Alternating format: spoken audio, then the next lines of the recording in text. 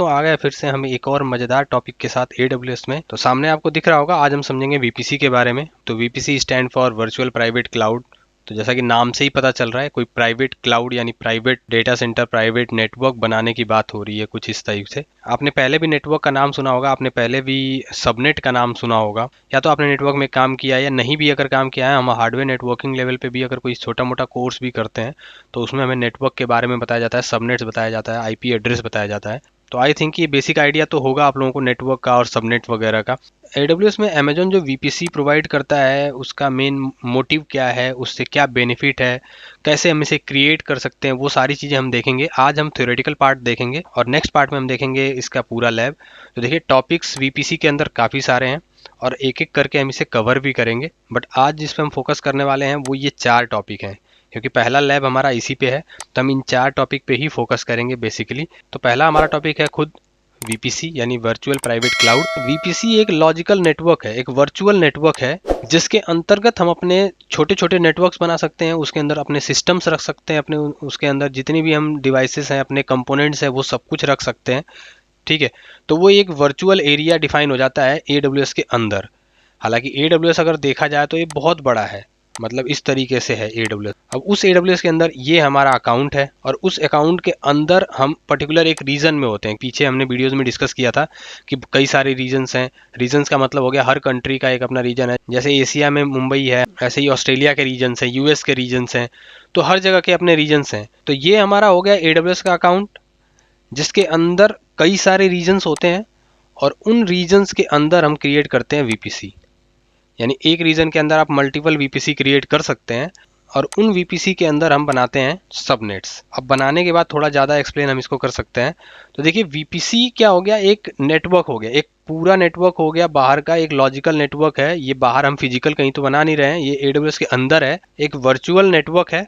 और उस नेटवर्क के अंदर हम छोटे छोटे सब नेटवर्क, सबनेट का क्या मतलब होता है, सब नेटवर्क। तो ये जो मैंने बनाया है ये क्या है, ये सबनेट है। ये जो है ये सबनेट हैं। अब ये जो सबनेट्स हैं ये आपके अलग अलग तरह के हो सकते हैं। कुछ ऐसे सबनेट हो सकते हैं जिनको आप चाहते हैं कि पब्लिकली एक्सेस हो, मतलब बाहर से इंटरनेट से एक्सेस हो, कहीं से भी इधर कोई लैपटॉप लेके बैठा हुआ उससे एक्सेस हो। लेकिन ये चाहते हो कि ये एक्सेस ना हो, ये प्राइवेट हो। प्राइवेट इन द सेंस इसी नेटवर्क के लोग ही उसे एक्सेस कर पाएँ। सपोज ये एक्सेस कर पाएँ, ये एक्सेस कर पाएँ, तो ये प्राइवेट हो। और ये पब्लिक हो जिसको बाहर से भी कोई भी एक्सेस कर सके।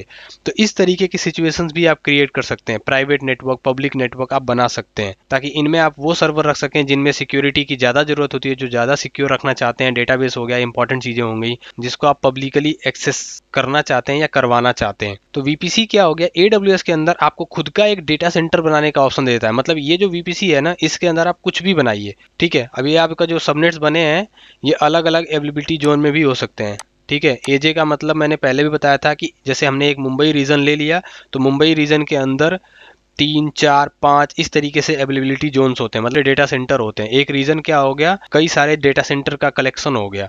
तो हमारे जो सबनेट्स बनेंगे हम चाहें तो अलग अलग अवेलेबिलिटी जोन में रख सकते हैं। जैसे हमने पहला रख लिया AJ1 में, दूसरे को रख लिया हमने 2 में और तीसरे को रख लिया हमने 3 में। इस तरीके से अपने हम सबनेट्स बना सकते हैं अलग अलग अवेलेबिलिटी जोन में। इससे फ़ायदा क्या होगा, सपोज कभी ऐसा होता है कि ये डेटा सेंटर में अगर कुछ भी इशू आता है तो हमारा जो डेटा है वो दूसरे वाले से एक्सेसिबल होगा, यानी यहाँ से हम एक्सेस कर सकते हैं। ठीक है, इस तरीके से बैकअप वगैरह भी बनाया जाता है कि मेरा एक सर्वर यहाँ है तो उसका एक बैकअप यहाँ बन रहा हो। तो VPC क्या हुआ, AWS के अंदर हमारा खुद का एक प्राइवेट क्लाउड हो गया या डेटा सेंटर जिसको हम कह सकते हैं। और उसके अंदर हम अपनी सारे जितने भी कंपोनेंट्स बनाएंगे, चाहे इंस्टांस हो गया, चाहे वॉल्यूम्स हो गए, चाहे बाकी दूसरी चीज़ें स्नैपशॉट्स हो गए, चाहे कुछ भी, वो सब उसके अंदर बनेंगे। ठीक है, कहाँ पे क्या एक्सेस देना है नहीं देना है वो भी हम डिफाइन करेंगे उसी से। ठीक है, सबनेट्स भी मैंने बताया। सबनेट्स क्या होते हैं, उस नेटवर्क के अंदर यानी VPC के अंदर हम छोटे छोटे सब नेटवर्क क्रिएट करना चाहते हैं, बनाना चाहते हैं, तो वो हम सबनेट के थ्रू बनाते हैं।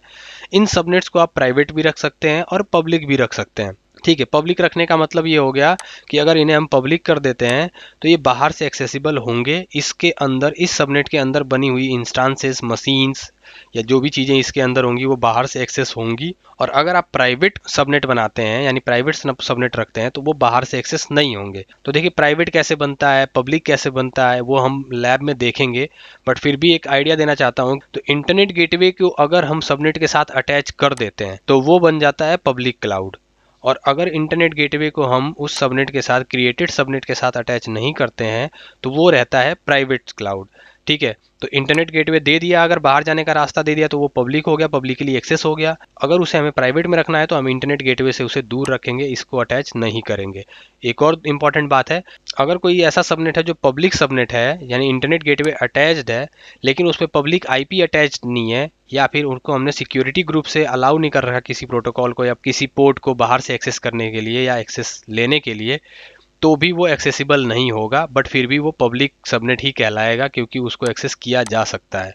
ठीक है, लेकिन जो प्राइवेट सबनेट होता है, यानी कि जैसा कि इस सिचुएशन में मैंने बताया ये प्राइवेट सबनेट है, तो यहाँ पे अगर हमारा एक इंटरनेट गेटवे है, इसकी डिटेल यहाँ डालूंगा, मैं इस सबनेट की डिटेल डालूंगा ताकि बाहर वाले लोग इसे एक्सेस कर सकें और ये भी बाहर जा सके, और प्राइवेट वाले की नहीं डालूंगा तो ये पूरा का पूरा यहाँ सेफ बचा होगा, इसका कहीं से भी कोई कनेक्शन नहीं होगा। इसके अंदर जो इंस्टांस बनेंगी, मशीन बनेंगी, वो सिर्फ इंटरनली एक्सेस होंगी, मतलब ये आपस में एक्सेस कर पाएंगे। एक और इम्पॉर्टेंट बात, एक वीपीसी के अंदर जितने भी सबनेट्स बनते हैं, चाहे उनका नेटवर्क रेंज कुछ भी हो, जो नेटवर्क हम एंटर करते हैं, जो आईपी की रेंज हम एंटर करते हैं, वो रेंज कुछ भी हो, क्योंकि हम वीपीसी में ही एक रेंज ले लेते हैं कोई भी 10.0.0.0/24/16 लाइक कुछ इस तरीके से, इसी के अंडर में ये रेंज ली जाएंगी जो भी सबनेट 1 2 3 का लिया जाएगा। 10.0.0./20 ले सकते हैं, /22 ले सकते हैं, /24 ले सकते हैं, 30 ले सकते हैं।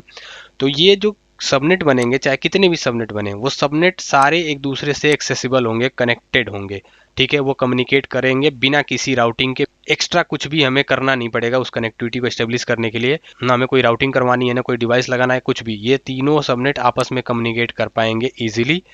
बस ये वाला जो है जिसको हमने इंटरनेट गेटवे, जिसको हम आईजी भी कहते हैं शॉर्ट में, जिसको हमने आईजी से जोड़ दिया, वो बाहर से एक्सेसिबल होगा और बाहर वाली चीज़ें एक्सेस कर पाएगा, इंटरनेट पे जा पाएगा। जिसको हमने इंटरनेट गेटवे से नहीं जोड़ा, यानी कि ये प्राइवेट, इवन कि इस इंस्टांस में इंटरनेट भी नहीं चलेगा और ना ही ये बाहर से एक्सेस होगा, ना ये बाहर की कोई चीज़ एक्सेस कर पाएगा। ठीक है, तो इस तरीके से प्राइवेट और पब्लिक सबनेट्स हम बनाते हैं वीपीसी के अंदर। वीपीसी आई होप कि समझ में आ गया होगा।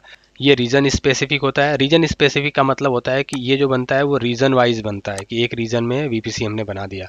और जो सबनेट होते हैं ये एजे लेवल पे बनते हैं, अवेलेबिलिटी जोन लेवल पे बनते हैं।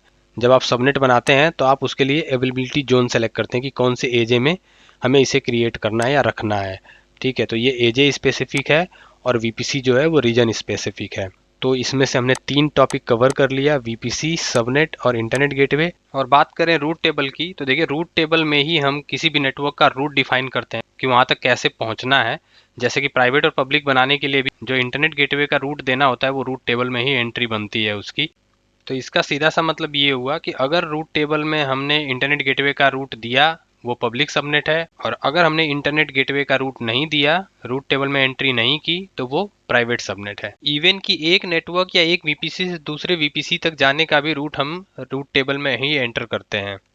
जैसे हम नेटवर्क में देखते हैं कि राउटिंग हम जब कराते हैं तो एक नेटवर्क से दूसरे नेटवर्क में जाने के लिए हम रूट देते हैं, तो ऐसा ही है रूट टेबल में हम एंट्री करते हैं कि भैया यहाँ जाने का जो रास्ता है वो इससे होके जाता है, तो हम रूट डिफाइन करते हैं रूट टेबल में बेसिकली। तो ये चारों टर्म्स से VPC, subnet, route table, internet gateway, I hope कि ये समझ में आया होगा। एक बार फिर से समझ लेते हैं।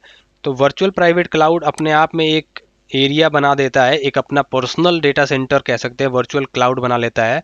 क्लाउड के अंदर एक अपना क्लाउड हो जाता है जिसे सिर्फ वही एक्सेस कर सकता है जिसे हम चाहेंगे। इसके ऊपर कई तरह की सिक्योरिटी लगती हैं, नेटवर्क एसीएल लगता है, सिक्योरिटी ग्रुप तो इंस्टांस लेवल पे है ही, सबनेट या नेटवर्क लेवल पे नेटवर्क एसीएल करके एक सर्विस है एडब्ल्यूएस की, वो लगती है जिससे हम इसको और ज़्यादा सिक्योर कर पाते हैं। इसके अंदर हम कई सारे सबनेट्स बना सकते हैं, मतलब कि ये अगर हमारा वीपीसी है तो इसके अंदर ये सारे छोटे छोटे सबनेट्स हैं। तो वीपीसी की एक रेंज डिफाइन की जाती है कि उसमें हम क्या आईपी रखेंगे, 10.0.0./16 अगर हमने रख लिया तो टोटल हमारे पास 16 बिट्स हैं, उसी से हम अपने required number of subnets create कर सकते हैं। ठीक है। तो एक चीज़ और मैं इंपॉर्टेंट बात बताना चाहूँगा, जब भी कभी हम AWS का सेटअप करते हैं कहीं नई जगह पे, नए ऑफिस में या कहीं भी नए प्रोजेक्ट के लिए, तो हम इस चीज़ को बहुत ध्यान से हमें सेलेक्ट करना चाहिए, क्योंकि इन फ्यूचर में रिक्वायरमेंट बढ़ती है तो नंबर ऑफ सबनेट बढ़ेंगे। जब आपकी कंपनी में नंबर ऑफ सर्वर बढ़ेंगे तो जाहिर सी बात है सबनेट्स भी बढ़ाने पड़ेंगे। तो उसी के हिसाब से आपको VPC की रेंज सेलेक्ट करनी चाहिए ताकि आप बाद में सबनेट्स बना सकें उसी के अकॉर्डिंग, क्योंकि एक बार आपने अगर VPC डिफाइन कर दिया तो उसका ये जो नेटवर्क है वो चेंज नहीं कर सकते आप। जो एक बार डिफाइन हो गया वो हो गया। तो ये एक इम्पॉर्टेंट बात थी। बाकी जो सबनेट बनते हैं वो आपस में सारे कनेक्ट होते हैं, मतलब सारे आपस में कम्युनिकेट कर सकते हैं। इसके अंदर अगर कोई 2 मशीन से इंस्टांस हैं, इसके अंदर 2 इंस्टांस है, तो ये सारे आपस में कनेक्ट होंगे, चाहे भले ही बस एक ही पब्लिक से जुड़ा हो। ठीक है, अगर ये पब्लिक से जुड़ा है, ये पब्लिक सबनेट है और ये सब प्राइवेट है दोनों, ठीक है, लेकिन फिर भी ये पब्लिक वाला ही प्राइवेट वाला को एक्सेस कर सकता है। ठीक है, प्राइवेट प्राइवेट आपस में कम्युनिकेट कर सकते हैं, पब्लिक वाला प्राइवेट से भी कम्युनिकेट कर सकता है, लेकिन प्राइवेट वाले बाहर से किसी से कम्युनिकेट नहीं कर पाएंगे, मतलब इस नेटवर्क से बाहर नहीं जा सकते, वर्ल्ड पे नहीं जा सकते यहाँ पे। ठीक है, बाहर से कोई एक्सेस नहीं कर सकता, न ये अंदर से किसी को बाहर वाले को एक्सेस कर सकते हैं। तो ये हो गया VPC सबनेट, और इंटरनेट गेटवे के थ्रू हम इसको बाहर जाने का रास्ता देते हैं कि इंटरनेट पे जा सके, और रूट टेबल से हम किसी एक नेटवर्क से दूसरे नेटवर्क या एक VPC से दूसरी VPC में जाने का रास्ता देते हैं, रूट दिखाते हैं। तो ये 4 पॉइंट है। नेक्स्ट पार्ट में हम देखेंगे लैब। तब तक के लिए अपना ख्याल रखिए, फैमिली का ख्याल रखिए। Bye bye and take care.